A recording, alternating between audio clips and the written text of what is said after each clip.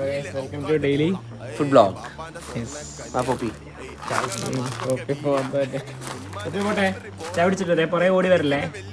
Okay, എടുത്ത് വെച്ച് കളി പോകുന്ന ചായ കുടിക്കാൻ നമുക്ക് നോക്കാം. ഓക്കെ.